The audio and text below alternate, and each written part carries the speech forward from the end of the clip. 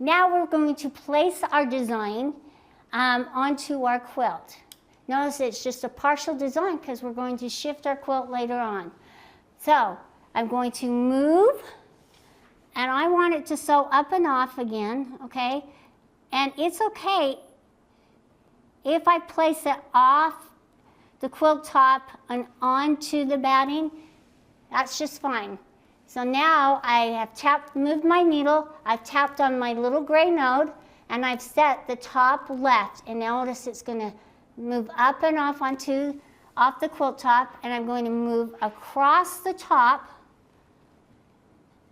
and place the next one. And notice how it's kind of angling it. All right, so there is my design. Now I'm going to place my pattern or my design onto my quilt. I'm going to use marking stickers for these so that if anything happens, you have a mark that you can go back to and reset your design. All right, so I'm just going to move it up and off. I'm going to use my single stitch on the buttons on my machine. I'm going to make a mark, okay? This blue dot here is my sticker.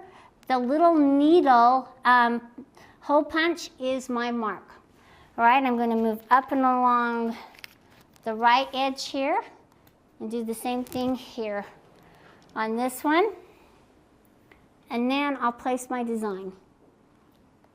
Okay, now I have made my marks. I'm just going to align my needle right over that hole.